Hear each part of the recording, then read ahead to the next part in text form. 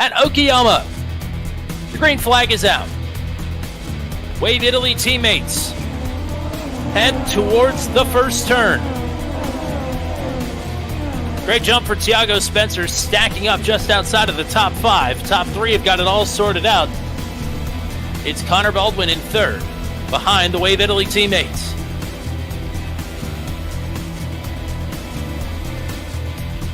Lots of side-by-side, deeper back into the field. Still trying to get a few positions sorted out here. North and Moda is now side-by-side. Yep. And here comes a lunge for Christopher Hill to the inside of Connor Baldwin. Now into the hairpin, headed towards Revolver. Baldwin hangs on. Caleb Bensi slicing and dicing. He's just moved past Capalucci. As we go through Redmen.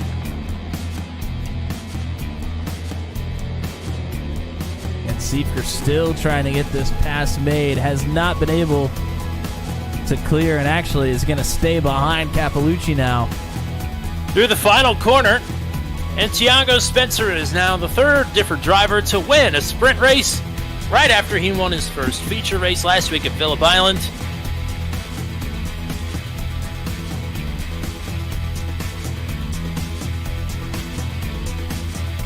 Oh, spin early, that's Seifker. Oh, it's Seifker. 3 wide, Cameron Dance stuck in the middle of the sandwich between Wave Italy teammates as it's Christian Jasper hanging onto the early lead. Caleb Bensi has made his way through, already up to second.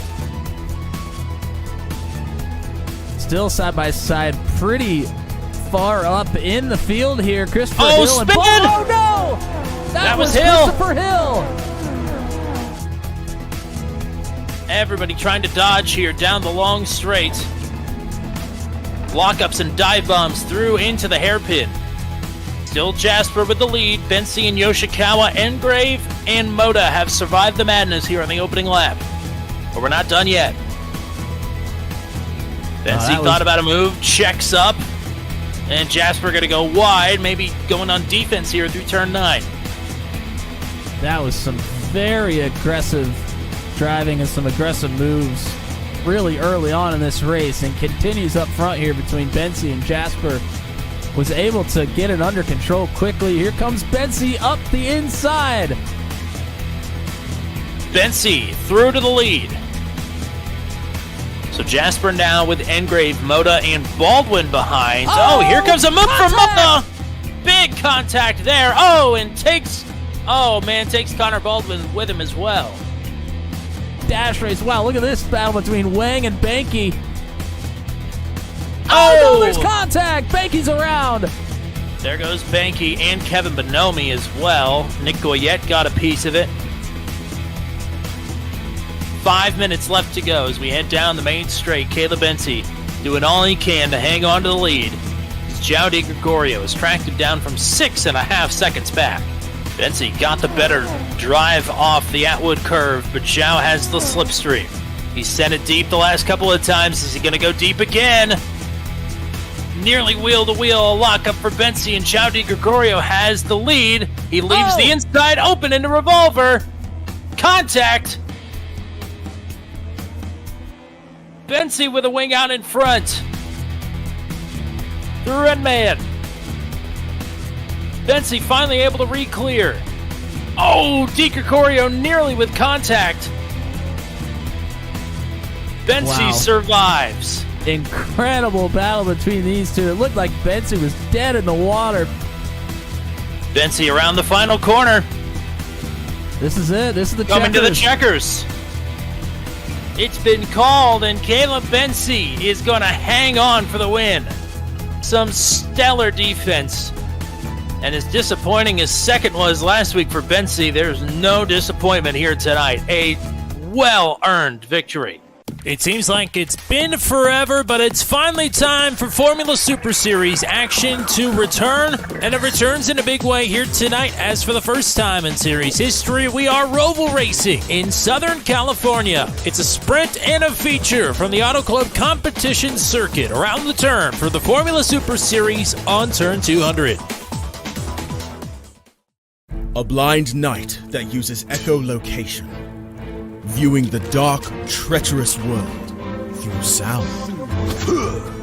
Trapped in a dungeon keep, endangered by combatants, where hazards lurk around every corner. Make sound to have vision, or don't and be stealthy. Avoid impaling threats throughout the dungeon to escape.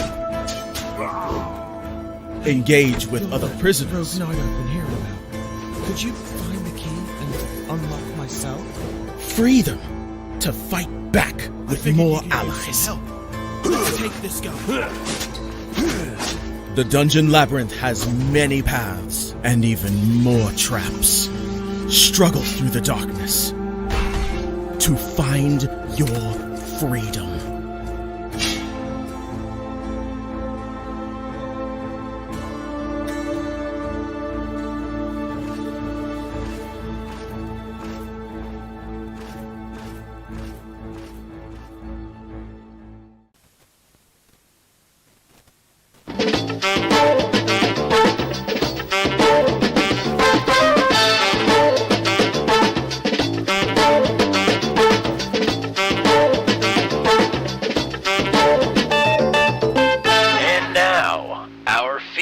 Presentation.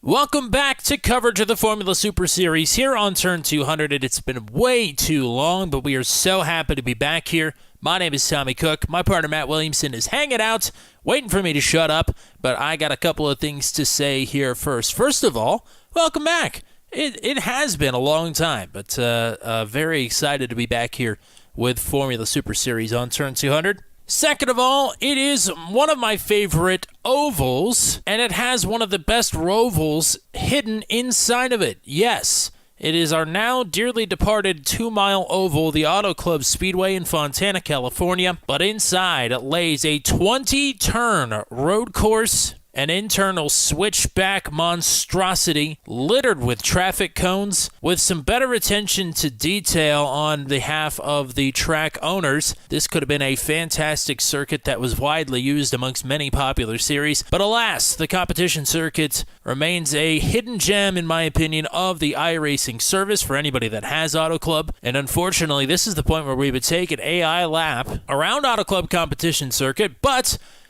this is not an AI-enabled circuit, so you're stuck with a lap around the track with me, and I will do my best. We, of course, take the start-finish line and turns 1 and 2 of the oval like normal, and you're going to be reaching for another gear just like you were down the big hill at Mount Panorama. Speeds upwards of 180 miles per hour. You get about a quarter of the way down the back stretch, and you are hard on the brakes for a nearly 90-degree left-hand turn, and you don't have much time to think about it, but you're making a 90-degree right-hand turn. High drama in this big braking zone into the infield right here, and you're going to be met with another hard braking zone into a left-hander 90, another long straightaway, this time with a bit of a kink in the middle of it as you get ready for a braking zone. Not exactly a 90-degree turn, but it does send you right back around the other way, so I guess a 180-degree? I don't know how degrees work now that I think about it. Another little kink down this straightaway as we again head towards the more cone-heavy section of the track. If you thought there were cones already, and an excessive amount of cones at that, you are not prepared for the final 5 or 6 turns of this course. There they are in all their glory.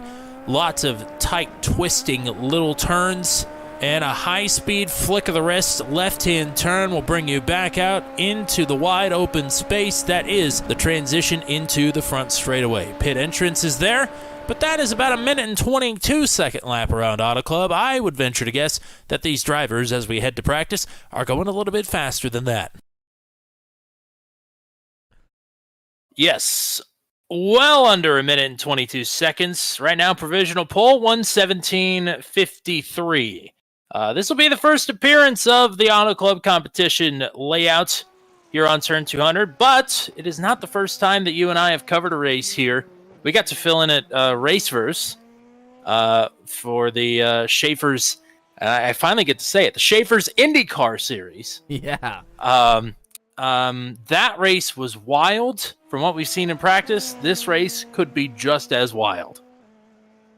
Certainly. This is just kind of an awkward track. It's a good track. Don't get me wrong. I really enjoy it, but there's a lot of weird, awkward turns, and obviously in the infield, it's pretty much all flat, so it can light the tires up pretty good. You really got to be careful getting back on throttle coming out of some corners here, because it will reach up and bite you very, very fast. Yes, this track is almost very, very good. Obviously, a lot of cones, especially in the last 7 turns of the 20 turns in the infield here, 2.8 miles in length. That sort of puts a damper on it, especially if you run wide and hit one of those cones. You're going to find yourself with a little bit of damage as you continue on with your race. But we're going to continue on with the season. It's been 3 weeks at least since we've been in action here on Monday nights on Turn 200. So happy to have everybody back for live coverage of the Formula Super Series. Let's remind everybody how the points sit at the halfway mark of the season. Round number 6 tonight, but 5 in the books heading into tonight. Yeah, I've had a few weeks off, so here's a little refresher for everybody. Caleb Bency, after Okayama, jumped to the top of the standings, moving João Di Gregorio down to second. Gavin Sanders has been absent the last 2 rounds, going back to Okayama and then the round before that. So Sanders has dropped down to 5th. Thiago Spencer sits in 4th. Northern Moto, Hunter Engrave, Frankie Franchica, Christopher Hill, and Kevin Bonomi round out your top 10 here in the driver standings. And we'll get to the amateur standings here as well. Bit of a 2 or 3 horse race here. It's kind of hard to tell, but we're getting down to not too many rounds left. Navarro Luce still leads the points with 122. Christopher Kresge and Jeffrey Oakes round out the podium there. Darrell Klotz, Waylon Turner, Dave Payton, Drew White, James Lehman, Hayden Herman, and Stephen Domigan will round out the top 10 here. A lot of those drivers have not made many of the starts, so pretty much a 2 or 3 horse race here at this point. Quite a few of the AM drivers are in the field here tonight, so hopefully they'll pick up some points there. But a little bit of extra housekeeping, with this being a Roval, and this being this Roval in particular, you can find a lot of speed with this car on the apron. And there's one way to combat that, and it's with a little extra work for race control post-race here tonight. Why don't we explain to the folks what we're going to be watching as this one rolls along? Yeah, and we were blessed with a nice little graphic for everybody here as well. So we'll go ahead and take a look at it. What you're seeing here, this is the end of the front stretch here at Auto Club. That green cone is pit road exit line. You can see the arrow and the X there. You have to stay above the apron throughout the oval section of the racetrack. As soon as you get past that green cone at pit entry, or excuse me, at pit exit, if you are found to be underneath the white line and on the apron on the oval portion of the track anytime other than the front stretch past that point, there is a penalty, and that penalty, I believe, I don't remember what it is actually. I think it's a post-race. Is it a post-race time penalty? I don't remember. Well, there's a post-race penalty that is at the league discretion, but they are doing a bit of live race control tonight, so they could potentially slap a 1-lap penalty during the event on you if you fail to do that. Or if you fail to adhere to those rules. Should mention as well, obviously, that does not apply if you're exiting the pits, are avoiding an accident, or if you are forced below. Essentially, the green cone is supposed to be treated like a turn. If you have the positioning and you have somebody to your outside, they're supposed to let you up. But if they have the positioning, then you need to fall into line. Just a little bit of extra things to keep in mind for the drivers as they are barreling around this oval section of the track at over 180 miles an hour. Just keep your card positioning in mind as well. It's about that time.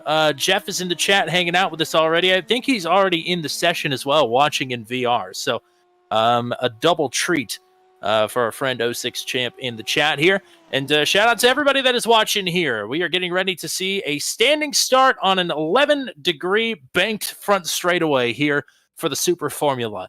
That is going to be wild. And we mentioned this is not the first time we have been on the call for a race here at Auto Club Competition Circuit. Last time we were here, the race was won by Nate Siefker, and he is going to start from the pole. And the less said about that, the better. Tiago Spencer will line up to his outside. He's the most recent sprint race winner. João Di Gregorio finished runner-up in both the sprint and the feature last time out at Yokoyama. Gavin Sanders has been the points leader, but needs to make a comeback here, headed into round number 6. Hunter Engrave and Byron Daly, a winner in Formula Indy Series competition, starts on the outside of row number 3. Caleb Bensi, Cameron Dance, dominant drivers. They start in row number 4. Then it is Dakota DeMade and J.J. Wang on row number 5. Christopher Hill, Kevin Bonomi, Zach Flaum, Jeff Groff, Logan Spath, and Cody Claiborne for the 16th starting position. Christian Jasper, top 5 finisher at last time out at Okayama, starting 17th. Top AM qualifier is Christopher Kresge in 18th. Rest of the starting grid will roll on by here. About 30 seconds left, Matt Williamson. What are the track conditions like out here today in SoCal? Well, we're going to take a look, and it is a mighty warm track temperature here, 127 degrees right now. So it's going to be tricky. It's going to be hot. It's going to be slick. The flat sections in the middle are going to be really tough. We're going to see how the drivers are able to handle it. And this is going to be tough as well. A banked front stretch, 11 degrees of banking down the front stretch, 14 in the turns. But you are not having to start from a dead stop in the middle of the turns. So this is going to be pretty interesting here. Nate Siefker might be pretty happy that he's ahead of all this. As the lights will be going out here, and we'll get underway for the 12-minute sprint. Probably about 9 laps around Auto Club Competition Circuit. 2.8 miles and 20 turns. And the green flag is out. We're underway. Great start up top for Tiago Spencer. He has taken the lead. Gavin Sanders straight away up through to second. Siefker back to third, nearly 4 wide for fourth. Yeah, 3 wide for sure. Already getting spread out and getting tricky with it here. Here's a big move. The big slowdown. Spencer trying to hang on to the lead. Oh, car around. Only one for now. DeMade out of shape a bit. I think that bigger contact in further back in the top 10 there. Into the right-hander. Yeah, that's a really tough couple lefts right there. Gavin Sanders has found his way back out around Tiago Spencer after Spencer got the position in the big slowdown. So Sanders to the lead. Spencer and Di Gregorio second and third. Siefker had to put on the brakes there hard. Here is Byron Daly looking to get around Siefker now. Not a great opening lap here for the pole sitter. Now Daly is checked up with Caleb Bensi looking to get around. And lap 1 in the books. Sanders back to the top spot. And we were on board with Bensi there. We saw how quickly that cone came up on Byron Daly underneath. Looked close, but I think it was fine. Bensi looks to the inside. Wheel to wheel. Nearly wheels interlocking. Bensi's race came to an end early here. Oh, wow! Oh! That was a big pile in there. I think that was Hunter Engrave. He has definitely lost the front wing on that car. Yeah, there's a lot of really fast sections that become slow really quickly. Hard to get slowed down, especially tight quarters here in the dash race. So Di Gregorio and Spencer now second and third. Spencer with the spot. There's the big lunge, and Caleb Bensi finally going to get past Byron Daly.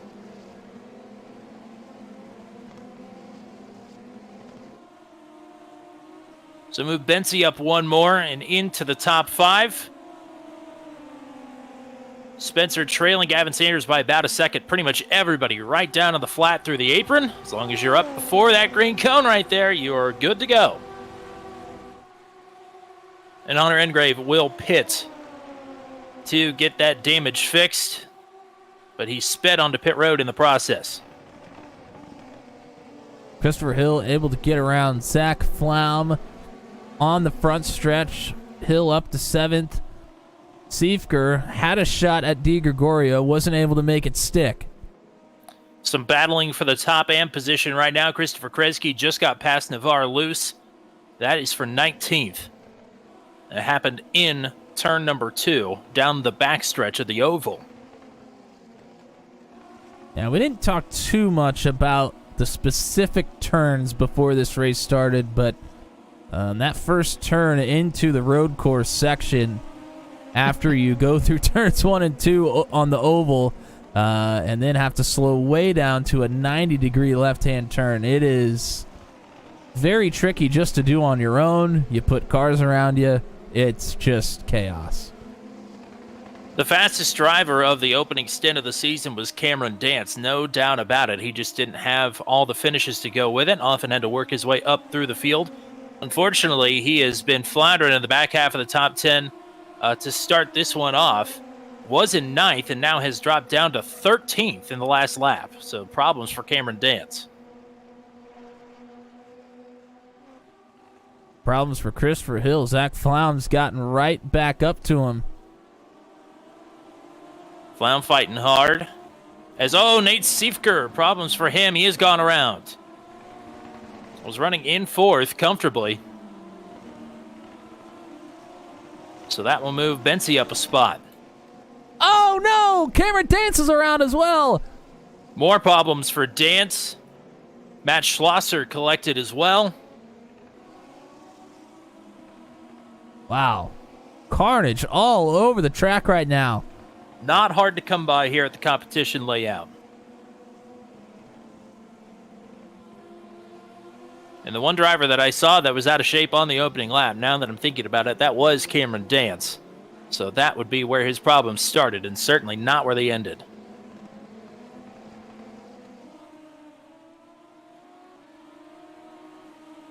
Cameron Dance right now back in front of the top am, Christopher Kresge in 19th. Meanwhile, at the front of the field, across the line, the top 5, Caleb Bensi just put up the purple lap of the race. But he is a second and a half behind the Wave Italy teammates who are battling for second. But those two are not too far behind Gavin Sanders here. No, everybody's fairly close up there.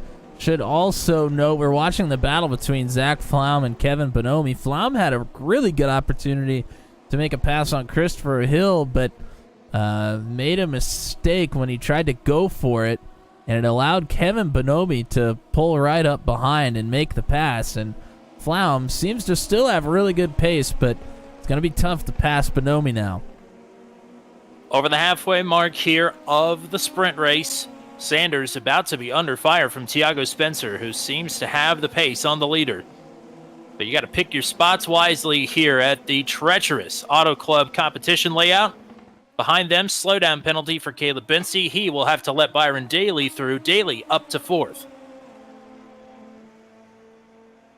The top 3 nose to tail here, working lap number 6. It's curious to see if we'll see any overtake being used. Not from Tiago Spencer, but there is from João Di Gregorio.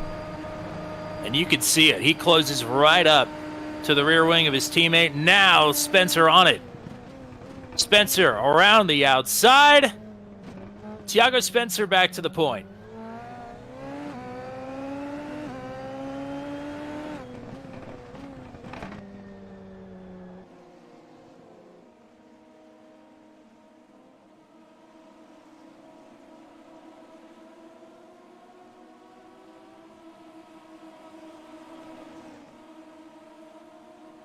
Two feature victories for Sanders, but no sprints this season. Tiago Spencer coming off of his first sprint victory of the season, last time out at Okayama. Di Gregorio 2 sprint wins as well. But don't look now. Byron Daly and Caleb Bensi are closing in on this top 3. They need to make it quick. Well, those 3 keep battling each other. Daly and Bensi will be able to reel them in. Close battles all the way through the field. Yeah, lots of good ones here. Daryl Klotz just got around Nick Goyette. And something happened to Christopher Kresge, who was leading the AM class. Oaks is now the AM class leader. Kresge's fallen back to 4th in the class. 24th overall, actually make it 25th overall. Tommy, we missed it. Tiago Spencer had a problem. Oh, Tiago boy. Spencer down to 3rd He now. is back to 3rd. Sanders back to the lead. We'll have to rack that up here right quick, because it is quite the margin here for Sanders now all of a sudden.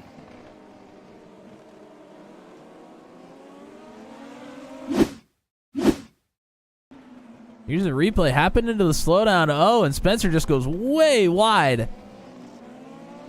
Does not break in time to make that left-hand turn into the road course. And Spencer also slowed up João Di Gregorio in the process. That's what allowed Sanders to get that far out front. It's about a 1.5 seconds lead right now between Sanders and Di Gregorio. Spencer having a go of things. Backed up Byron Daly and Caleb Bensi behind them. 2.5 minutes left to go. So should be coming back around to the white, I would imagine. Daly going to take a peek. Oh, boy. Spencer hangs on, and Bensi going to pass. And now slow down there for Spencer. So Bensi now up onto the podium, and Daly will fall through to get back to 4th. Spencer way out of shape there. Man. And that's what I talked about before we went green, is trying to get back into the throttle. So difficult here around the track. That's the exact problem that Spencer had there. Especially around the right-handers, it seems like this just seems to be difficult, especially with the track temperature, like you mentioned. Yeah, you really have to let the car rotate around and get it pointed almost completely straight before you really get into it. Well, Di Gregorio is creeping back into the picture here. And we're going to be within a couple of seconds whether or not we're coming back to the white or the checkered. It's going to be awfully close. We did get a checker drop with a couple seconds left on the clock at Okayama, so I wouldn't be surprised if it happened again. Di Gregorio might be pushing like it's his last lap here to get up and take sprint win number 3 of the season. I was trying to watch Flagman Bob up there, and I didn't see the white flag moving, but we'll have to see. We've seen it not wave and still take the checkered, so. Boy, Tiago Spencer right now, or actually scratch that, that's Kevin Bonomi trying to fend off Christopher Hill and Zach Flaum. That's quite the row there for 6th. Under a second gap up front. Bonomi was actually able to get around Christopher Hill. Bonomi had passed Flaum about 3 laps ago and now has gotten around Christopher Hill. Gavin Sanders went wide, and João Di Gregorio is right here. Seconds to spare. Sanders got a better exit out of the infield and across the line. No checkers. Di Gregorio is going to have a crack at it. An overtake is on for Di Gregorio, giving it all he has now. And closing in. A crucial mistake, and the door is going to be open here. Di Gregorio going to dive it down deep inside here, but he cut through the cones. He has a slowdown. So does Sanders. Sanders went for the crossover and went through the cones himself. Still side by side. Di Gregorio has cleared his slowdown. Sanders has not. Wow. What a dive from Sanders. He locks it up. Contact. Oh, no. Di Gregorio's around. Sanders, with no penalty left to serve, takes the lead after contact with Di Gregorio. Here is Byron Daly now. As Caleb Bensi has had a problem. He has plummeted through the top 10. So Daly now battling with João Di Gregorio for second. And after the contact on the final lap, Gavin Sanders is going to take a sprint victory here at Auto Club.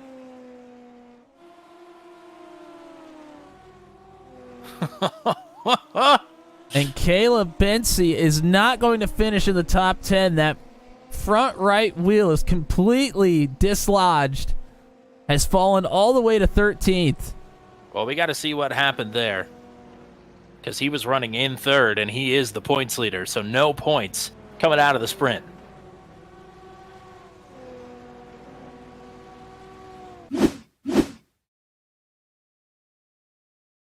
Incident's already happened there. We need to rewind.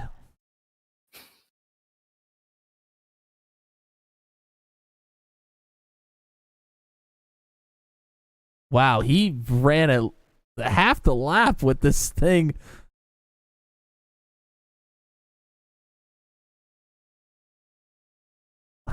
He still hasn't gotten it yet. Unbelievable. Wow. Here he is. Oh, and there was a car just stopped right at the entrance of the road course. I mean, we got to see it. Oh, man. I don't know who that was. There was a car stopped right at the entrance of the road course. Top AM finisher there was Jeffrey Oaks in 19th. Jeffrey Oaks going to work his way up the standings a little bit, hopefully. Waylon Turner, Navarre Luce, Daryl Klotz, and Christopher Kresge, the top 5 in the AM drivers. But, wow. Yep. I don't really know what to say after that. That was I think you and I expected some fireworks here tonight. I mean, this track lends itself to that. You have so many hard braking zones, opportunities for drivers to be aggressive. We know how aggressive these drivers are already, and you give them those opportunities, they will take it. And that's how it played out. Obviously, you're going to have to be a little bit more patient here in the longer feature, but I expect more of the same. I think it's pretty telling after that 12-minute sprint that nobody is out warming up right now. There's only one car on pit road. I guess quickly, since we have a shorter grid time here, what are we looking for in the feature? Yeah, well, here in the feature, much of the same. It's a 45-minute feature. Should be 33 to 35 laps, most likely. There are no fast repairs. Here in the feature, there is one required pit stop for tires. This car does not take fuel, so they won't be taking fuel in the pit stop, but they do have to take a new set of tires. Still 200 seconds of the overtake or push to pass, whichever you want to call it. The drive-through penalty is a 17x, and the DQ is 25, and those could very well happen.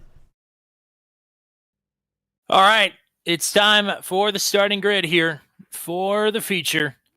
Again, the top 10 are inverted, so 10th place finisher Dakota DeMade will be on the front here for the start. Jeff Crofton is outside, Spath and Bonomi on row 2, Flauman Hill on row 3, Spencer and Daly on row 4, Di Gregorio and Sanders on row 5, Nate Seifker starting back in 11th, Yoshikawa, Bensi starting in 13th, JJ Wang in 14th, Claiborne and Jasper, top 16. North and Moda, Matt Schlosser, 17th and 18th, Jeff Oaks and Nick Goyette. The top 20, that is the top AM starter there, Jeff Oaks in 19th.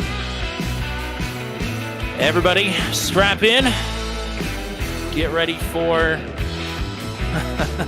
the rest of the show here. 45 minutes, as crazy as things were in the sprint there, we're about to ratchet it up tenfold. We got some cheers for Zach Ploum in the chat. Everybody let us know who you're rooting for. We have quite the show on tap here for you, and with those top 10 inverted, holy cow. Here we go again. Tiago Spencer rocketed up through the field here, already challenging for second. Good start for Jeff Groff on the outside. He leads the way. But not anymore. Here's Spencer with a head of steam on the bottom, looking to take the lead outright. Logan Spath challenging. Spath sends it in deep. 3 wide. Contact all through the field. Oh, my. Big stack-ups here. Oh, boy. Lots of carnage here in the back half of the field. Gavin Sanders involved. He has a black flag.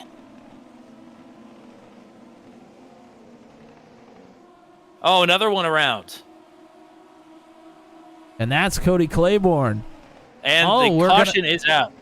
Wow. Full course yellow. Third one of the season. Involved in the accident there was the points leader, Caleb Bensi, and he is out.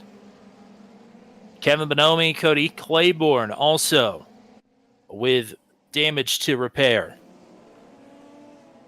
Yeah, there were lots of drivers involved in that one, unfortunately.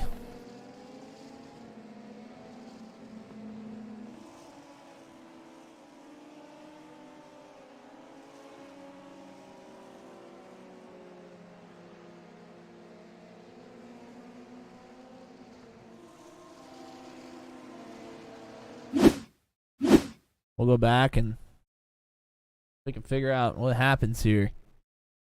You saw Spencer go to the bottom, try to take that preferred positioning into the road course. Spath tries to send it in the middle, but goes just a little bit too far. He's not really what causes this incident, though. There's a lot at play here. You see, one is around before they even get to where they have to make the right-hand turn. I can't quite tell who that is. There's so much going on here.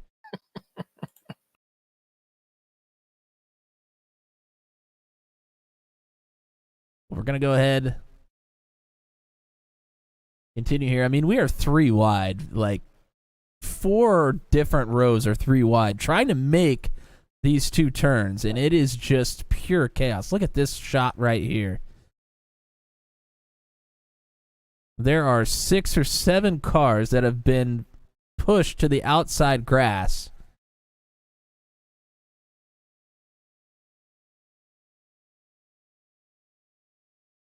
And let's go ahead and try to focus in on Caleb Bensi now. He's going to be one of the big names taken out here.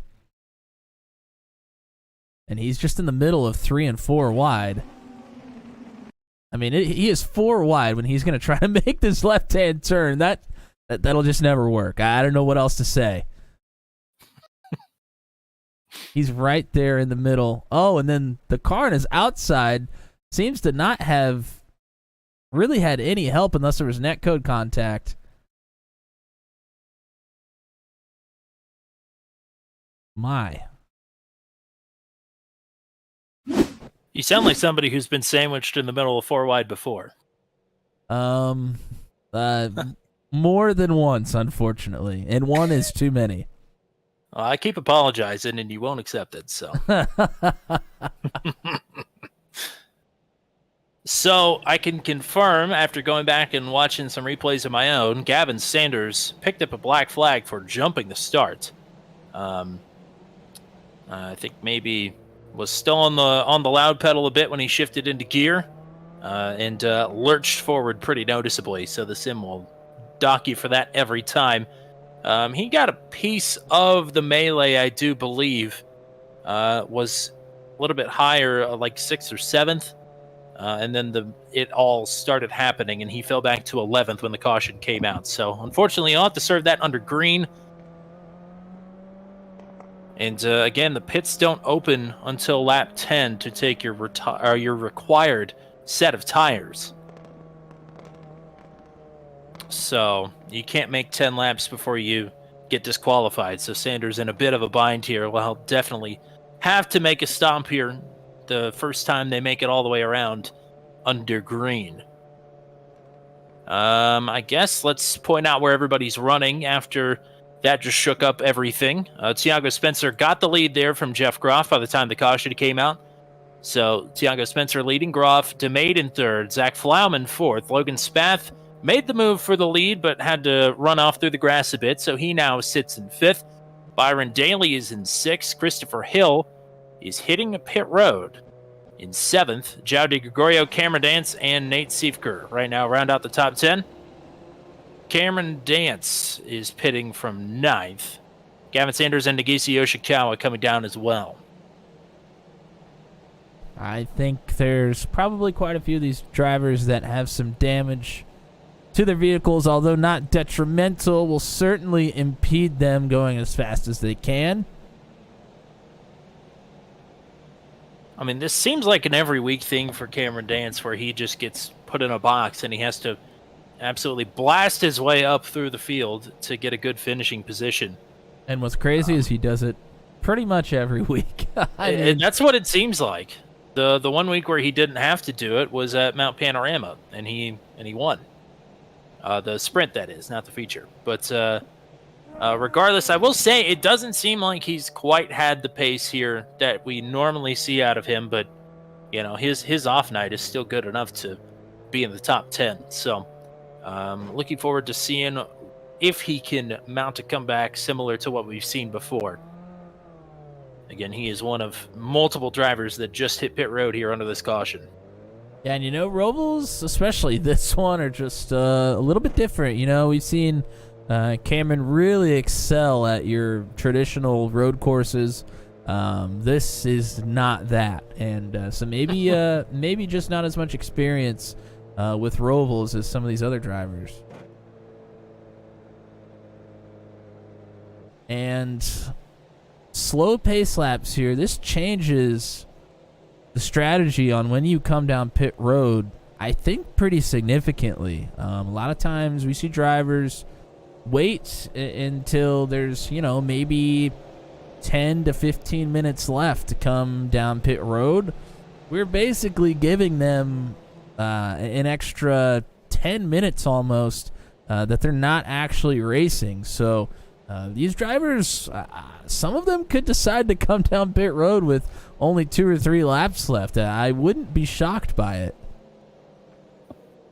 No, I wouldn't either. To point out as well, the top 4 AM drivers are all going to be nose to tail here on this restart, 16th through 19th. Jeff Oaks leading the crew as they sit here. Should be coming to the green this time. I'll be starting with around 35 minutes left on the clock. So, to your point, that alters the strategy here quite a bit. It shortens this race, and an already a race that already had a frenetic pace. It didn't need to be shortened to really up the ante any. This was already going to be a wild race. As I would imagine, next week's race is going to be wild as well. You may note on the official schedule that the round number 7 is scheduled for, I believe, the 22nd of January, whatever that week is. But it has been moved back to next Monday night. So we are racing for the first time in what seems like a while, but for good reason, at Indianapolis. The Indianapolis road course back on the menu here on Turn 200 for the Formula Super Series next Monday night. And I believe that's the first time we've seen the road course on Turn 200. The actual road course, yes. We've seen Indy Bike on the channel before in Thunderdome competition, but not for an actual race at the actual road course.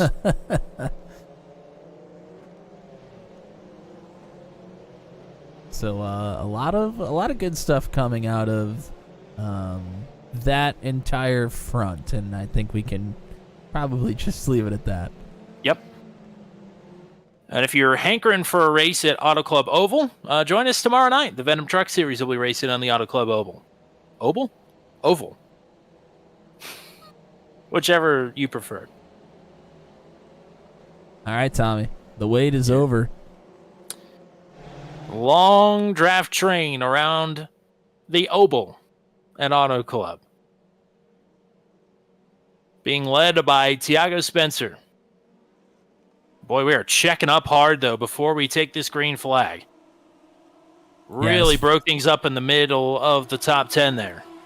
Field is actually going to be pretty spread out. Oh, boy.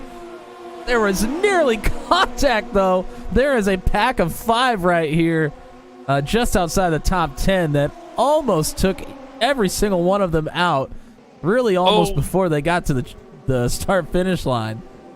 Dakota DeMade made a big dive. I thought he was going to try and take second from Jeff Groff, but ended up not happening. So Groff hangs on as Spencer trying to put some distance between he and the rest of the field. We do have problems back here. Oh, yes. That's a lot of the AM drivers involved in that as well, and Jeff most of it. Back out to the top 5. DeMade, Flaum, Spath, and Daly nose to tail here.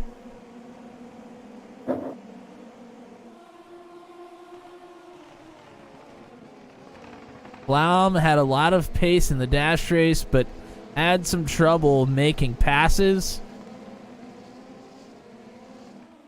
It's not an easy feat here. No, not at all. Not even with the 8 of the oval. Well, the problem is you get that engine topped out by the end of the the front stretch, and there's just nothing else to give it. I mean, you can give it the overtake, obviously, but you can't do that every lap. You got to really pick and choose your spots and when you want to use it. So, it's Safker into just the a little kiss there. Into the back of Di Gregorio. I thought he was going to lift the rear tires up and send him around. Oh, and somebody is around. That's Hugo Galaz. Oh. Hugo from 11th.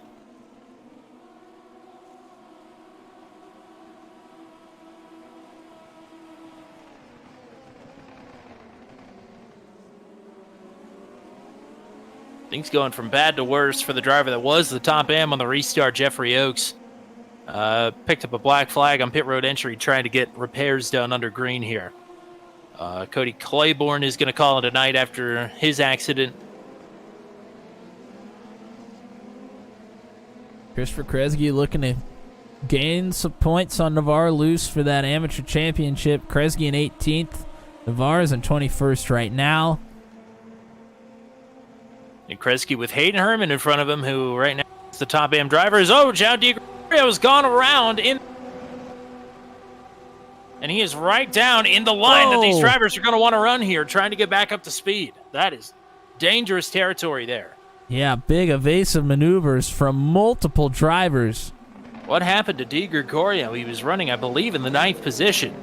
Yeah, that's a really awkward spot. That's a weird spot to go around, wondering if there may have been either some contact with somebody or dipped a tire in the grass. We'll have to see, but here's a pass from Byron Daly to get around Logan Spath.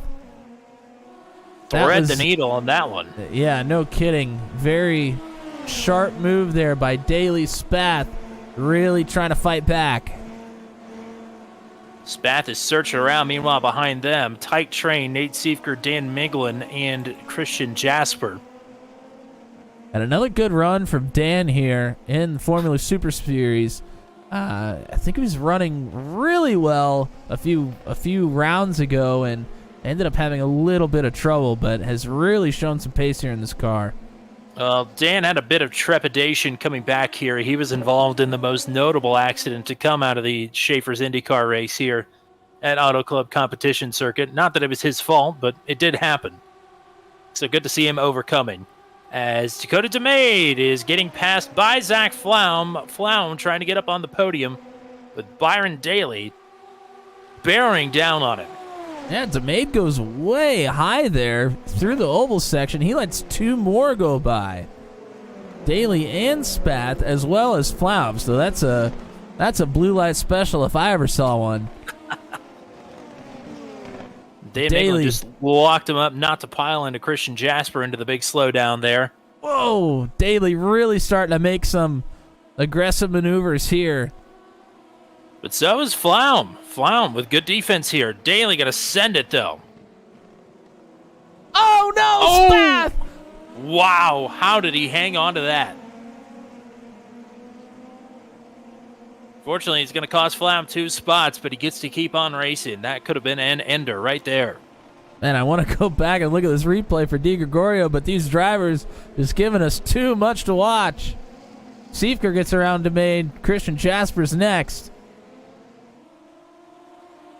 It's pretty tight racing action here from third on to pretty much the end of the top 10. Oh, we're going to take a look at the replay finally, and as Di Gregorio comes up onto the banking, he just completely loses the car. Go to the cockpit and see what it's like inside.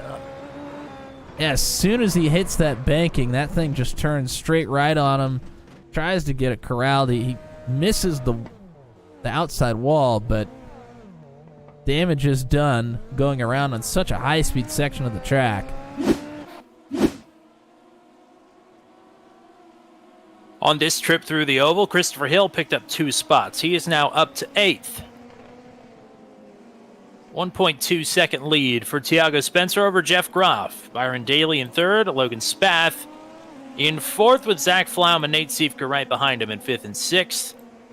Christian Jasper, Christopher Hill, Dan Minglin, and Dakota DeMade right now in the top 10. Yeah, DeMade's really on the downhill slide right now. And just behind Dakota DeMade is Nick Goyette, who's having a nice night here in 11th, and Cameron Dance. So Dance on the march. And still a lot of time left for Dance. If he can get into the top 10 with 25 minutes left here, I mean, that's a lot of time to work because we've really only been racing for about 10 minutes. Hayden Herman has some separation between he and Christopher Kresge. Herman the top AM in 17th.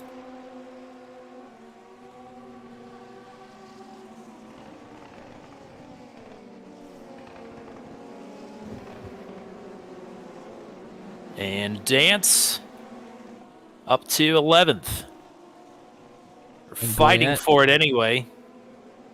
Goyette now under fire from Engrave. Engrave will get around Goyette, so Dance and Engrave get around to 11th and 12th.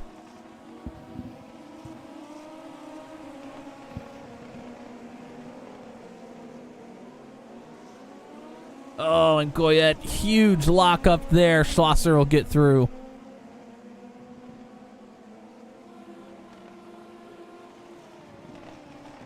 Cameron Dance wasting absolutely zero time. I said if he could get to the top 10 by 25-minute mark, he's done it 2 minutes early.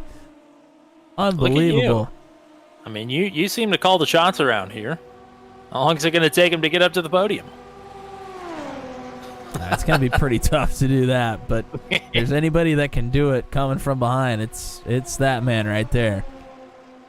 Zach Flaum under fire here for Nate Siefker. This is to try and stay in the top 5.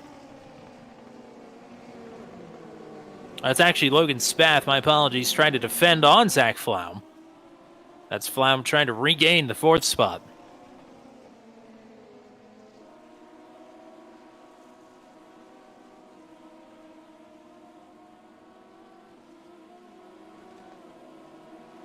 Why don't we go on board with Zach Flaum while he's trying to reel in? We haven't had too many onboard shots here. We do have the opportunity to interview Zach Flaum if we want. Still a bit trepidatious about bringing drivers in the middle of the race, especially this one. If there's a race that they need concentration, this is it. Oh, Siefker goes wide. He's going to let Christopher Hill go through and pull back in the line in front of Christian Jasper. Same spot we saw Gavin Sanders have that problem late in the sprint race. Oh, and Hill and Siefker are going to come down pit road. Yes, pit road is open this time. But they are not going to be the only ones.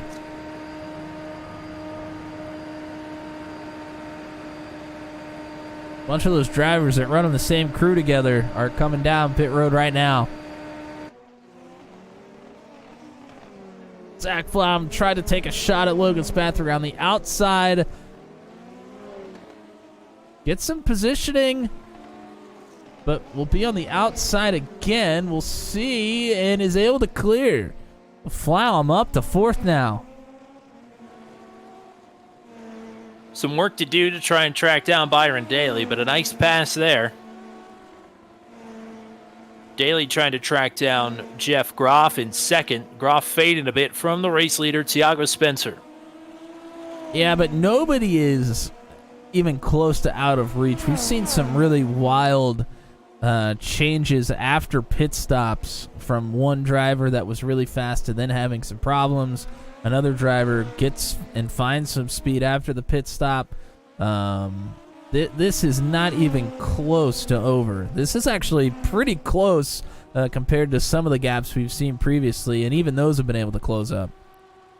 Well, I mean, the Schaefer's race that we did here, second, third, and fourth all crashed at the same time, and then the race leader, the dominant race leader, Nick Johnston, got wiped out by lap traffic, and then the race leader after that got a speeding penalty on pit road. So, yeah, it's anything and everything can and will happen here. A lot of drivers pit 2 laps ago. Only one driver down last time, and it was Matt Schlosser, who had just made his way up into the top 10. Yeah, top 2 drivers in the AM class also pit a couple of laps ago, Hayden Herman and Christopher Kresge. Those drivers are all from 20th on back, so 20 drivers that, or I guess 19 drivers that still need to make that pit stop. Now, the closest 2 drivers in the top 10 we got are still Flaum and Spath, but Hugo Galaz and Chris Valenzuela pretty close together here in 14th and 15th, within about a car length or 2. Oh, and Hugo has a problem. Oh, they both have a problem now. Oh, wow, and caught Valenzuela off guard. I believe this is Daryl Klotz, who's going to try and work his way through.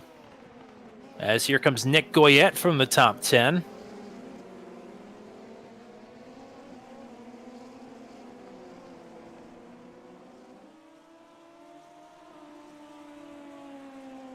Daryl Klotz able to get around Valenzuela in that. A little mishap there. But looking to get it back on the oval now.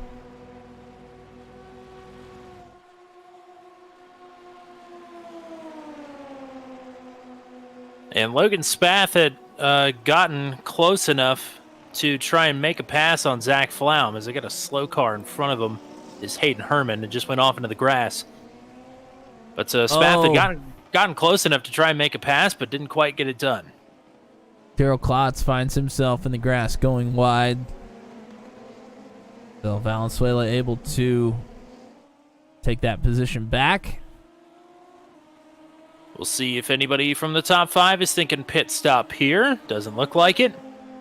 Byron Daly in third. Purple lap of the race. Down into the very low 118s. Nobody in race conditions yet has been able to crack a 117. We saw quite a few of them in practice, though, so it's coming soon. Cameron Dance, Christian Jasper trying to get around lap traffic while also trying to battle each other.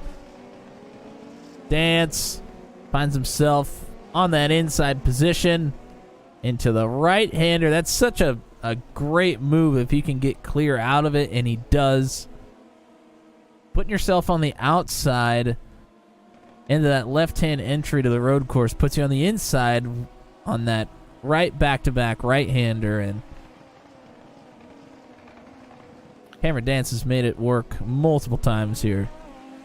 Glad to see that the 3-week break wasn't a total momentum killer for Christian Jasper, who was just starting to find his footing a little bit at the back half of the front half of the season. But came away with his first top 5 at Okayama. And another pretty good showing here, at least to start this one off. 20 minutes left to go. Logan Spath now will pit from the top 5. And Christian Jasper to follow. I think Daryl Klotz has had a problem, and he is towed back to the pits. Hey, So that Tommy, is race over. remember when we talked about the gaps for the lead kind of rubber band back and forth quite a bit? Yeah, they do seem to be pretty close right now. All of a sudden, Jeff Groff is within a few car lengths of Tiago Spencer. I don't know if Spencer may have had a problem. He seems to now be gapping Groff again. I don't see any incident points for Spencer. Any incidents on my handy dandy little doodad here? Spencer, I think, had to clear a slowdown penalty. And it allowed Groff to close right up. At least that's the best I could tell, because it didn't look like he got out of shape. Unless he just didn't hit the gas for 5 seconds. Here comes Zach Flaum. So a lot of drivers from the top 5 have started making their way. We've seen it be very track dependent on whether short pitting or long pitting is the way to go. Seems like a healthy mix tonight, as healthy as we've seen, as here comes Groff looking for the lead. Wow, nearly a tail whip there. But Spencer a little bit wider than he wanted to be on that exit. Groff going to be on the attack here. Looking to go around the outside. Spencer falls into line. Jeff Groff to the lead. What a move by Groff to run it around the outside there. But the work is not over yet. Byron Daly has been fast. Mega fast. And Tiago Spencer is not going to roll over for anybody. More drivers down pit road. Northern Moda, Hugo Galaz. Could this be the lap that we see one of these top 3 Over get their required service? Over half the field's been in. We'll see. Nope. None of the leaders.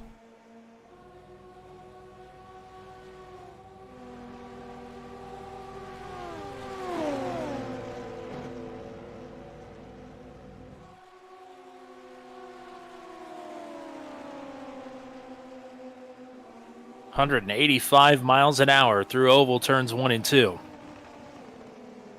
The gap closes right back up. Top 10 are the only drivers that still need to come down pit road. Everybody else has come down. Tiago Spencer starting to put the fight back together on Groff, but these two got to be careful with Daly looming.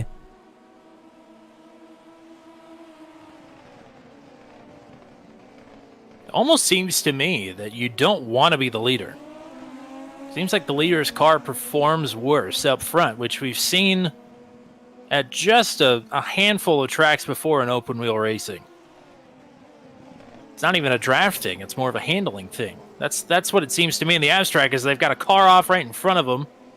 I think that's Kresge, but no further issue there. Yeah, Christopher Kresge, he has had a bunch of problems.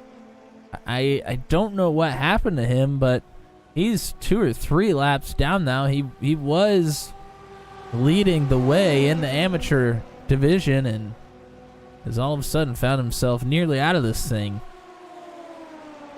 Hayden Herman has also had some problems. I think he's still going to cycle out to be the top end, but it is going to be close. Oh! Wow, that was close. Spencer shut the door on that outside move from Daly. Jean Gregorio and Gavin Sanders have pit this time.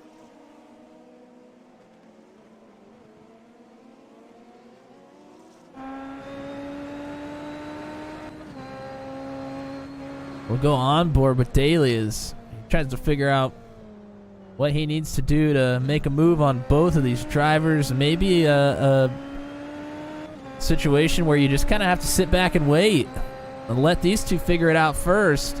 Well, and they might be figuring it out right now. Spencer got a great run. I don't know if he was on the overtake there. Got a great run down that straightaway, but that is just one of the toughest places to try and orchestrate a maneuver. Whoa. Big wheel movement there from Daly coming back up onto the banking, much like we saw from Di Gregorio, but a little less so. Daly able to still keep it under wraps. That was close. And this is going to be the move for Spencer. Huge head of steam. Not quite clear, but maybe going to outbrake here on the outside. That's exactly what we see. Tiago Spencer back to the lead.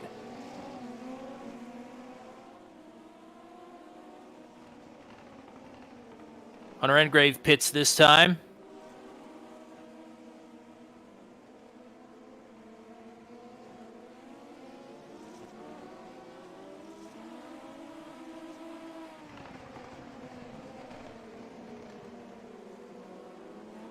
Groff, really aggressive, shallow entry there.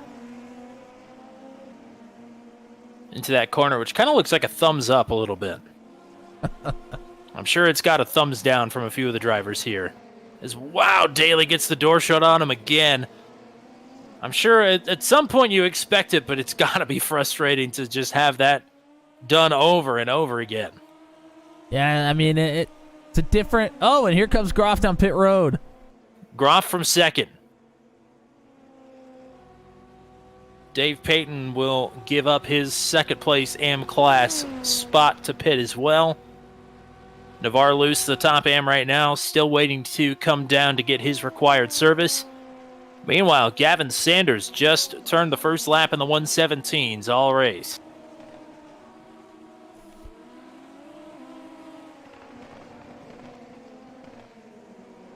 Looking at the track temperature. Track temperature's gone down a little bit. 122 degrees now. So times might start being on the up and up as heat gets into the brand new tires for some of these drivers. Get no refueling on these pit stops. This is not an alternate compound. It's strictly competition strategy move that is required sometime between lap 10 and the 2 to go lap. And that fueling aspect, I think, is why we see some drivers have a big shift in their times compared to others after pit stops. The car behaves quite differently when you're full fuel compared to 45 minutes later when you've ran a lot out. Top two are on pit road. Tiago Spencer, black flag. Wow. And what's interesting about that is it did not look like he was speeding. Byron Daly made up 3 car lengths on entry on him. That is shocking. Byron Daly is going to be sitting pretty here, depending on where Jeff Groff cycles out to. Groff is ahead of those who have come to pit, I do believe. Christopher Hill is not too terribly far behind him, though. I think Groff will benefit from being able to get out front if he is able to. I think he should after everything cycles through. There goes Groff, I do believe, past Byron Daly. Christopher Hill will get around as well. And we mentioned Christopher Hill moving and shaking a little bit at the front half of this green flag stint, but not too terribly much. He's all of a sudden looking great. Well, we knew he had a lot of pace. It's just really difficult to make passes, but I think once things got spread out, as Jasper looks to get around Siefker on the outside here, not able to work. But Christopher Hill, I think, benefited from that yellow, full course yellow, and getting everybody spread out. I think he was able to use his pace to his advantage a lot more. So, top 3 drivers have yet to come down pit road. Cameron Dance, JJ Wang, and Navarre Luce, the top AM right now. Jeff Groff in 4th. But with 2 drivers right behind him, to point out, Tiago Spencer, after the speeding penalty, back in what looks to be 20th. So that, to put it mildly, that sucks.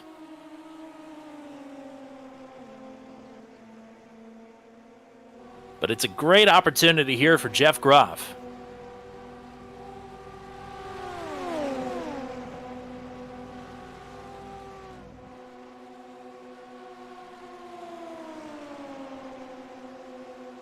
Under 10 minutes to go. Go ahead. Great opportunity for Groff. Great opportunity for Christian Jasper to try and get a top 10 here. Unfortunately, he sees João Di Gregorio, who's fought back, trying to get back into the top 10 after the big incident. And we know the kind of pace that João has.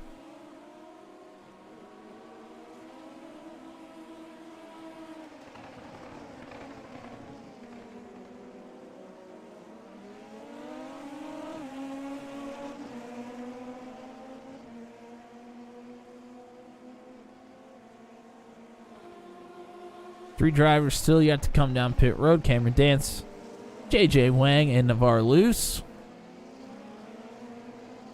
Well, Christopher Hill's got Byron Daly right on him, and he's also got a slowdown penalty. So he is going to move to the top side and let Byron through.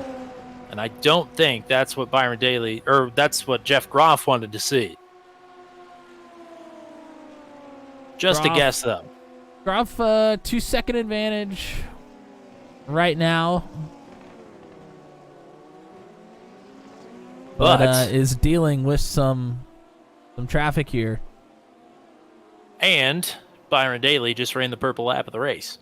And I believe this is... No, it is not. I take that back. I thought it was Thiago Spencer for a second.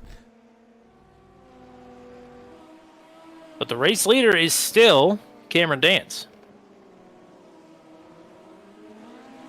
who did come to pit under the caution, but that was not a time that you were eligible for that to be a required pit stop. So Dance still has to come down and get a change of tires here. So do JJ Wang and Navarre Luce.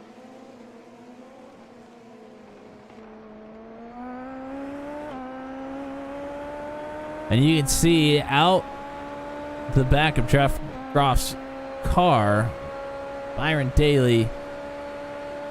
And that yellow number 66, he is closing in quickly and will be within draft range now. Yeah, the lap car slowing Groff up a bit in the infield and then being in draft range for Byron Daly. Sort of a double whammy for Groff.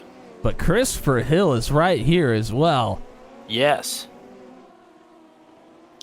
For what we've seen, being in third here on the final lap, not such a bad place to be if you're close enough to capitalize. Oh, problems for Christian Jasper and Nate Siefker. They have gotten together there into the big slowdown into the infield. That was just inside the top 10. And Siefker got the worst of it, but Jasper, a lot of trouble for Jasper here as well. Seems to be pretty slow after the incident. Cameron Dance, JJ Wang into pit. So that'll leave Navarre Luce as the race leader unless he comes to pit this time.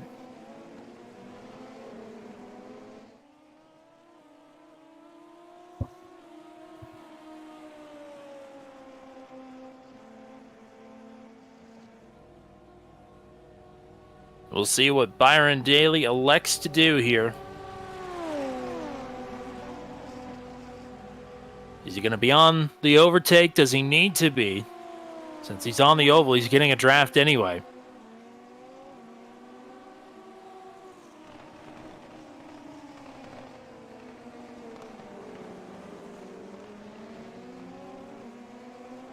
Just a car length and some change.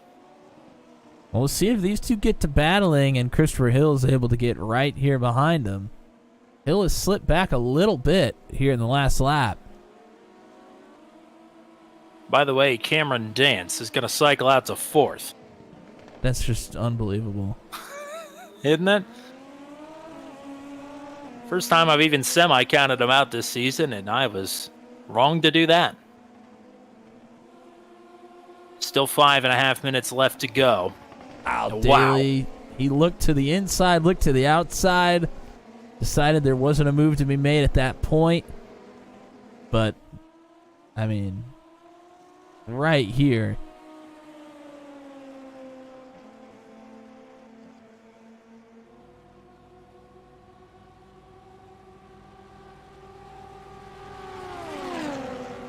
This might be the move on the way, locked and loaded right here.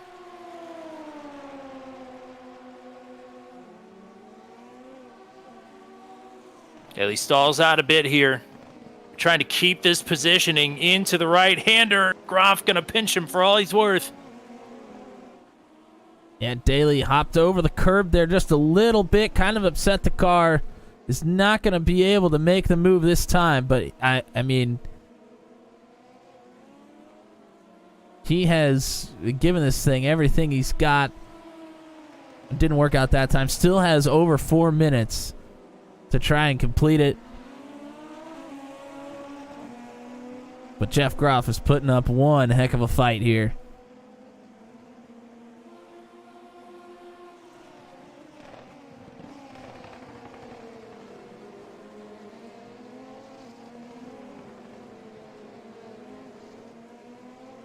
Navarlu's going to pit from the lead. This will finally make this the battle for the lead.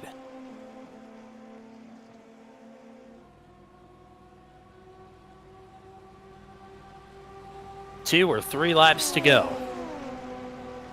By the way, Cameron Dance in fourth, purple lap. He's within 2 seconds of this 4A.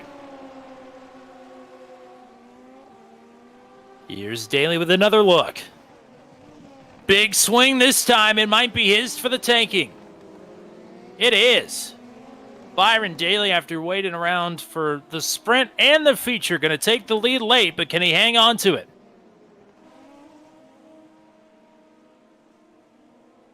Be interested to see if Groff is able to stick to the back of Daly here and then go for the same maneuver. We've seen that has been one of the preferred lines, but Jeff Groff, he likes that shallow entry through that corner, but locks it up.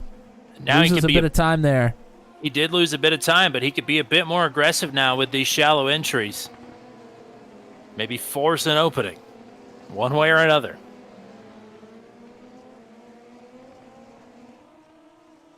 Losing some time here. Again, we're going to be awfully close whether we're coming back around to 2 to go next time or the white flag. Overtake not on for Jeff Groff. It is on for Christopher Hill, who's moved to the outside. And Hill and Groff need to get away because Cameron Dance is closing in. They're going to battle each other instead. There you see Dance coming quickly. Wow. Dance looking to get on the podium again. Huge move to the inside of Groff.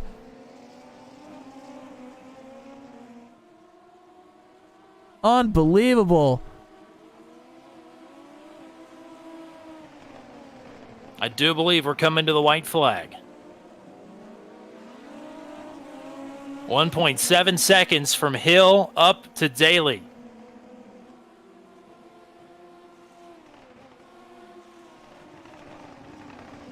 I don't think Hill's thinking about getting up to the front. I think he's thinking about Cameron Dance behind him right now. You may not have to think about him for much longer. White flag. Byron Daly saying, battle away, please. 1.9 seconds for Cameron Dance to try and overcome after a stellar penultimate lap. May just be too big of a gap.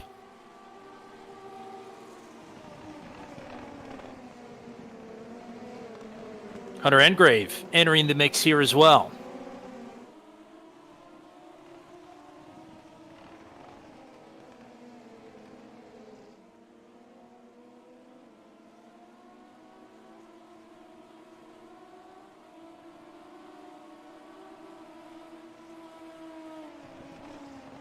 Cameron Dance, a lot of speed. It's gotten up to second, but maybe just a lap or two short. We've said that a lot of times this season. Half a lap short for sure. Still might make it pretty close here, though. Daly needs 3 perfect corners and a perfect transition back up into the banking, and the race is his.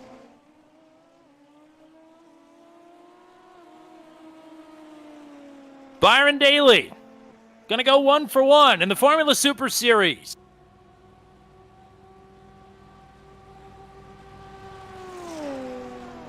Unreal drive for Cameron Dance again. Gonna come up 1 spot short. But Byron Daly lied in wait for the entirety of the sprint, nearly the entire length of the feature, before finally making the move that sticks. Byron Daly with the win.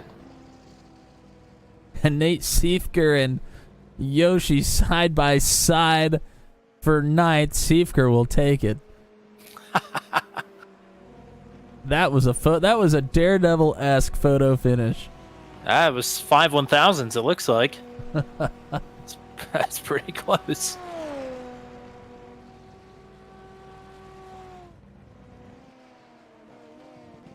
Unfortunately, Jeff Groff, after being in a great position there in the closing laps, going to slide down to P6 in the final finishing order here. Yeah, I think he may have just overdriven it, trying to hang on to that top spot, and then just lit the tires up and could not quite recover. Well, I don't think he had a choice. I think he had to overdrive it. For sure. But unfortunately, he put so much heat in those tires. Once Daly got through, everybody else started coming through that were able to take care of their stuff.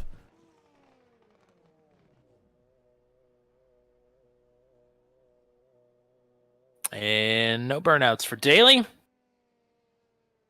Hopefully we'll get to talk to your race winner here. It'll be the first time he's on the channel here.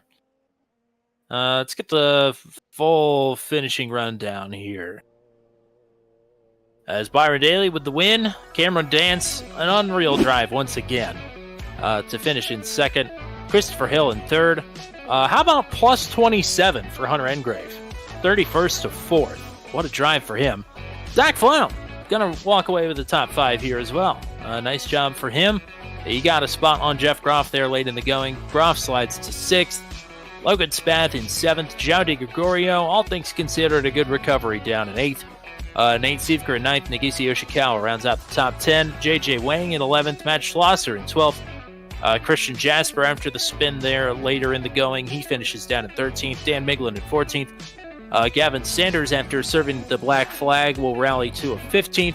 Tiago Spencer, likewise, black flag served. He finishes in 16th. A disappointing night for him.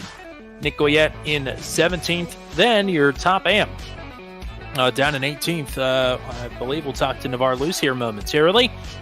Chris Valenzuela in 19th, and Hugo Galaz, last car on the lead lap in 20th. Norton Moda, a tough night for him in 21st. Dave Payton in 22nd.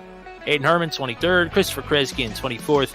Dakota DeMay, Daryl Klotz, Waylon Turner, Jeff Oakes, Cody Claiborne, Kevin Bonomi, and an early exit for Caleb Bensi, the 31st and final finisher here tonight. Top AM up first. It is your AM points leader, Navarre Luce. Welcome back to Booth 200. Yeah.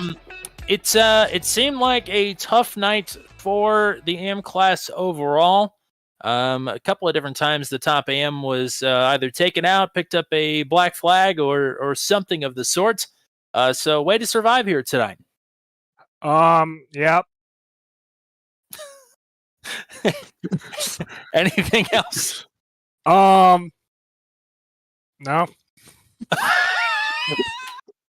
Wow. You have anybody you want to say hi to? No, not really. Okay. Well, Matt, do you have any questions for Navarre here? I just have a congratulations for starting in the middle of the pack and somehow making it through all of the carnage. Congratulations. It was that had to be tough. Well, I don't know. I was just driving and then I didn't die and then I won. I mean, not dying here is over half the battle. Because yeah, I decided to. Okay, I can actually say something useful. I decided to not pit. Like my teammates were doing some sort of like crazy strategy. It was just going way over my head. Something about like freaking tires not dying or something. But like I just kind of got like a clear field, and I was just doing that, and I just kind of pit like 5 minutes late or 5 minutes till the race was over. I led a lap. I'm really happy about that. Yeah, I think you're the first AM to lead a lap this season as well. Yeah, that's big. I'm really happy about that. Yeah, just don't pit, and you can lead laps. It's that easy. There you go. Patented strat right there. But nice job here tonight. All right, thank you. Alrighty, we will start with your third place finisher, Christopher Hill, gonna finish on the podium here tonight. Congratulations. Thanks. Yeah, wasn't expecting that after lap 1. We expected a wild night. We got exactly what we were expecting. You hung around after picking your way up back through the top 10, find your way to the podium there after the pit stops, and a pretty fun battle in there. Yeah, it was great. I think for where we were, we made a call to pit right as early as possible, and it kind of paid off. I think towards the end of the race, I was probably a little down on pace because of tires over some of the other guys, but the beauty was in the middle of the race, I had no traffic for most of the race, you know what I mean? So it was pretty easy to just kind of make up space while everybody else was probably slowing themselves down in the meantime. So, yeah, really happy with that. I mean, I think after the first, the pit stop on the caution, I was like 21st or 22nd. So I'll take it. Matt, what do you got? Yeah, congratulations on having to come after the pit stop, come all the way through the field. I know it seemed like in the dash race, really difficult to make passes, but seemed like in the feature race, things maybe got a little bit more spread out than we thought they would early, and it was a little bit easier to get through the field, it seemed like. Yeah, I mean, I think coming through the field, sometimes it shows a little bit more just because there's sometimes, especially if you're coming from behind and where you normally would be, so to speak, I think it's a little easier to get by just because of the pace differences, you know what I mean? But, and this track, especially if you were able to use the push to pass in the right spot, it was an easier job than, than some of the other tracks we've been to where, sometimes push to pass was kind of not even much of an option, or didn't really do as much. So, it ended up kind of working out. Yeah, it was interesting just to be working through like that, and then kind of every time someone would pit, watch, and all of a sudden we're another spot up, and it was like, wow, let's see how far this goes, and yeah, so. Yeah, pretty nice. But all sorts of. Oh my gosh, I can't talk. But it all falls into place. How about that? Yeah, absolutely. Great to get you back up here into the booth 200 for the first time in 2024. I would imagine even if we get you out for a couple of Wednesdays, you won't be a stranger. So, shout outs for you here tonight. Big thanks out to TWR and the guys there. They've been, sometimes I'm not as prepared as I'd like to be because of just schedule and life and all that, and so it's great to have a good team of guys who know what they're doing, that are willing and able to share what they know, and I wouldn't have gotten a decent finish without that. I promise you that. So it was that was a big thanks to the guys there and the team and all of that. Of course, got to mention Precision Racing Instruction. That's my instruction business. I coach people privately, either in their own cars or on the sim or whatever. And so if anyone's looking for a little tune-up, feel free to reach out and say hi, and we'll see what we can do for you. Thanks to you guys for hosting. This was and also to the admins for the amazing series. It was a lot of fun. I'm enjoying it every week, So.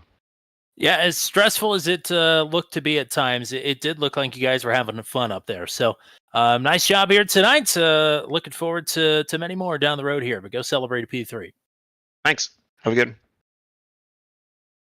We will pull up. The driver that we mentioned has been the fastest driver working his way up through the field, and that was absolutely no different here tonight. Cameron Dance absolutely plows up through the field there on fresh tires at the end of the race to come back up for a P2 finish. Congratulations on yet another podium. It was not quite what we wanted to have happen in the sprint race. Getting rear-ended and then having a bit of damage to carry around, but made up for it in the feature race. Managed to come back through. Did get a little bit of wing damage as well, avoiding some incidents early on in that first lap one carnage, but got it repaired, sorted, and yeah, car was absolute mint.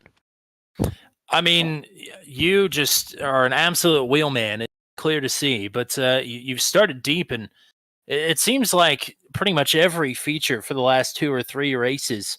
I gotta imagine that you're just dying to start towards the front on one of these, so you can, so maybe you can put this pace to gapping back to P2 instead of having to hustle through the field over and over again. Yeah, it's been a bit of a rough run in the past few sprint races so far, so it hasn't been ideal, but we've still managed to come away with some pretty good results and some good points as well at the end in the feature races, so it's not all bad, but yeah, it'd be much nicer to start up towards the front of the field where I'm going to have a bit more of a chance to get the wins, so yeah, hopefully going forward it's going to be a bit more luck at Indy, for example. Yeah, hopefully. Matt, what do you got?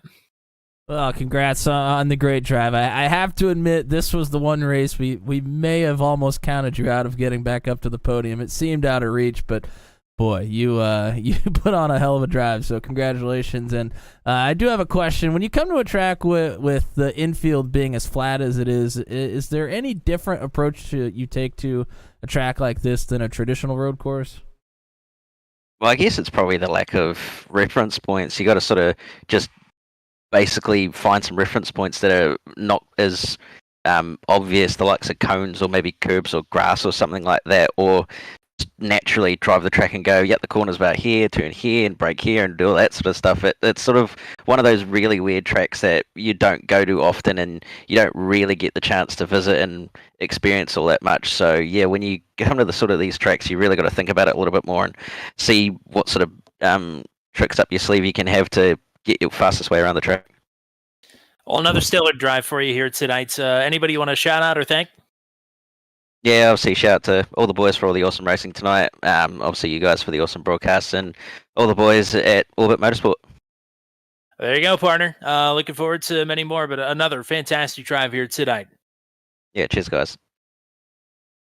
And 1 for 1 here tonight in the feature races. Byron Daly, your winner here tonight at the Auto Club competition circuit. Congratulations on the win.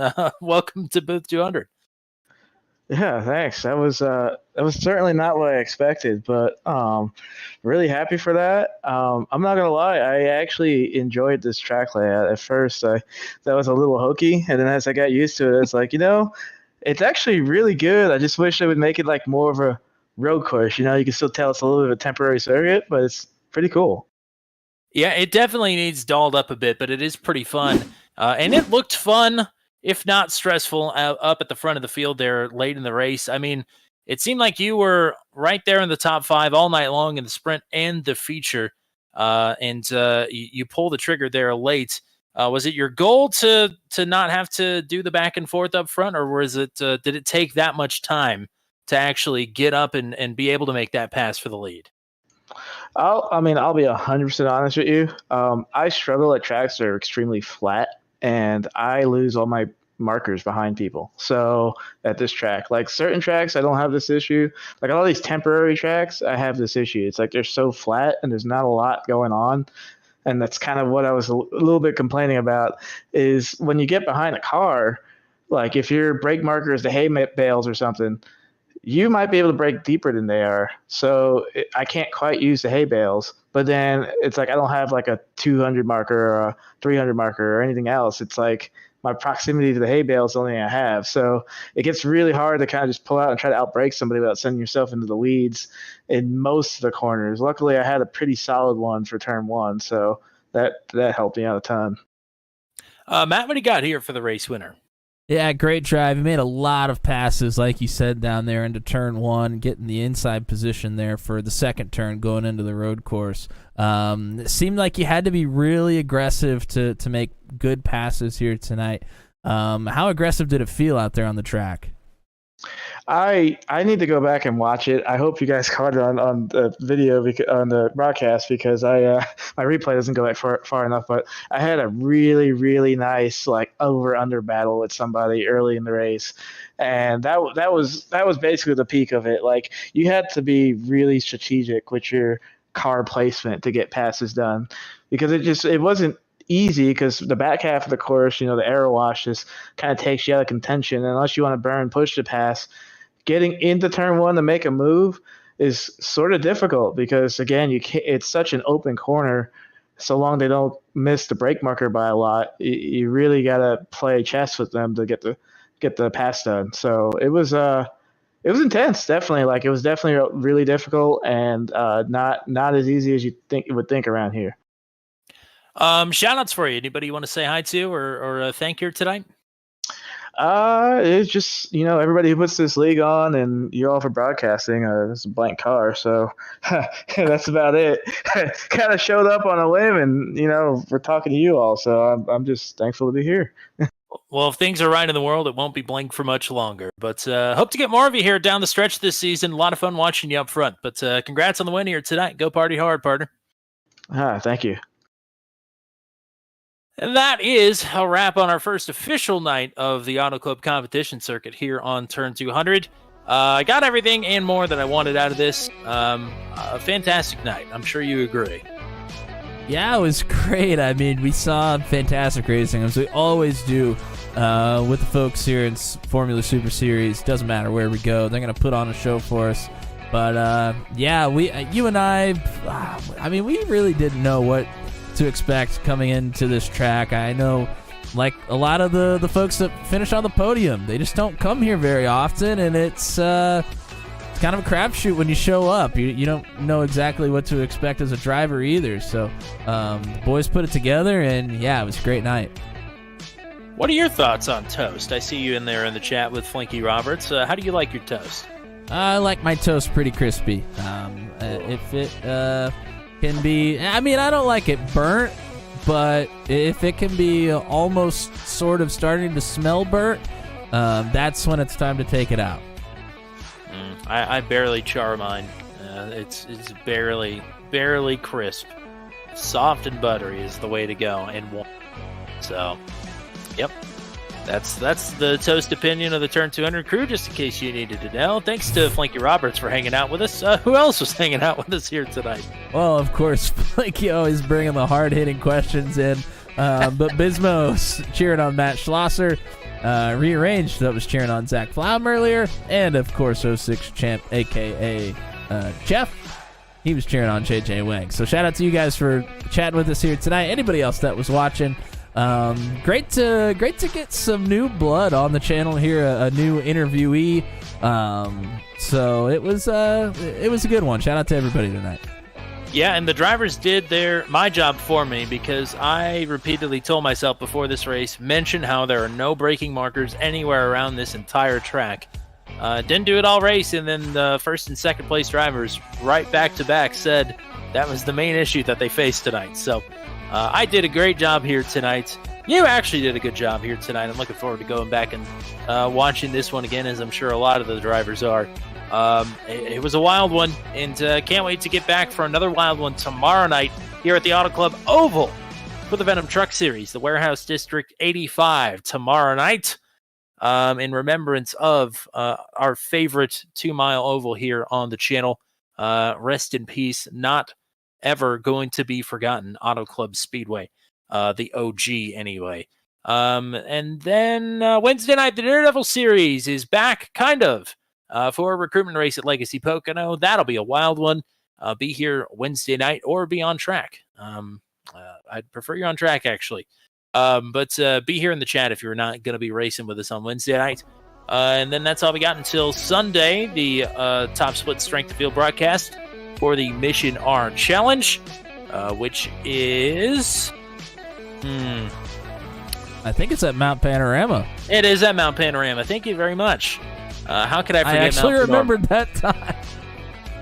Yeah, I knew I said it yesterday, and then I couldn't remember what I said. So, yes, Mount Panorama on Sunday afternoon for the Mission R Challenge. Then we're back here next Monday. Again, it's next Monday for the Indianapolis Road Course. Indy is back on the channel for the first time in quite some time, and we're happy to have it. So that is all we've got for you here tonight. For everybody with a Formula Super Series, for the GOAT, the one and only Mr. Matt Williamson, I'm Tommy Cook. Until we meet again, we say so long from Auto Club, where Byron Daly is your big winner here tonight in the feature.